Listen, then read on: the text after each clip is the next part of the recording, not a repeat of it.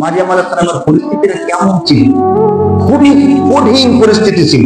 মানে একটা মেয়ের জন্য এর চেয়ে দুঃখজনক, কষ্টজনক, বিব্রতকর অবস্থা আর হতে পারে না। কারণ সমাজের মধ্যে তার বিবাহ হয় নাই, কোন পুরুষের সাথে তার কোনোদিন কোনো সাক্ষাৎ হয় নাই। এখন সে তো তার ব্যাপারে জানে, আর জিবরাইল আলাইহিস সালাম তাকে বিষয়টা বুঝিয়ে দিয়ে গেছে যে এইভাবে তোমার সন্তান হবে, আল্লাহ চাইলে তোমাকে সন্তান দিবে।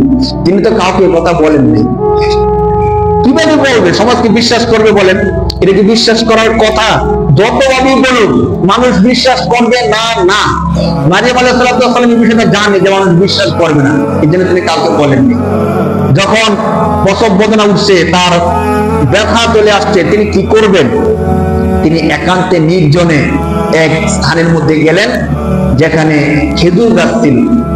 খেজুর গাছের কাছে গিয়ে তিনি আল্লাহ তাআলার কাছে বলতেছেন যে আল্লাহ, ক্বালাত ইয়া লাইতানি মিতু ক্বাবলা হাদা ওয়া কুনতু নাসিয়াম মানসিয়া। এত দুঃখের কথা, মানে জীবনের সবগুলো দুঃখ এবং কষ্ট একসাথে হয়ে যখন একটা মানুষের চোখে অন্ধকার দেখতে থাকে, তখন এই কথাটা বলি। মারিয়াম আলাইহিস সালাম যে কথাটা বলতেন সূরা মারিয়ামের মধ্যে আল্লাহ তাআলা উল্লেখ করছেন এই কথাটা। তিনি মানে সমস্ত দুঃখ কষ্টগুলোকে একসাথে করে তিনি বলতেছেন, ক্বালাত ইয়া লাইতানি মিতু ক্বাবলা হাদা ওয়া কুনতু নাসিয়াম মানসিয়া। তিনি আল্লাহকে উদ্দেশ্য করে বলতেছেন, আল্লাহ ইয়া লাইতানি আয়াতু মিতু ক্বাবলা হাদা, এই পরিস্থিতি আসার আগেই যদি আমি মারা যাইতাম। এই যে এখন আমার সন্তান হবে, আর এই সন্তানকে আমি মানুষের কাছে নিয়ে যাবো, বলবোটা কি? মানুষ আমাকে বলবে কি? কি পরিস্থিতি হবে আমার? তিনি আল্লাহর কাছে বলতেছেন, লাইতানি মৃত্যু কবলা হাজা, যদি আর আগে আমি মারা যাইতাম, অথবা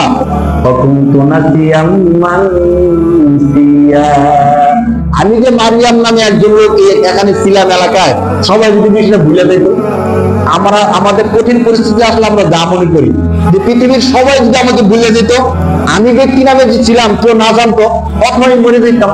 তখনই মানুষ আত্মহত্যার পথ বেছে নেয়। হাদিসের মধ্যে আসছে, যদি কোনো ব্যক্তি এমন কোন পরিস্থিতি সৃষ্টি হয় যে তার আত্মহত্যা ছাড়া আর কোনো রাস্তা নাই, অথবা এখন সে দুনিয়া থেকে চলে যেতে হবে, অথবা মৃত্যুকে তার জন্য উত্তম মনে হইতেছে, দুনিয়াতে আর বেঁচে থাকতে মন চাচ্ছে না, অনেক পরিস্থিতি ঘটনার কারণে কিন্তু এমন হয়। যদি আমরা মনে করি এটা কি সম্ভব, মানুষ মরতে চায় না, কিন্তু কিছু কিছু কাজ, ঘটনা, পরিস্থিতি এমন আসে আমাদের জীবনে যে তখন মনে হয় যে মরে যাওয়াটা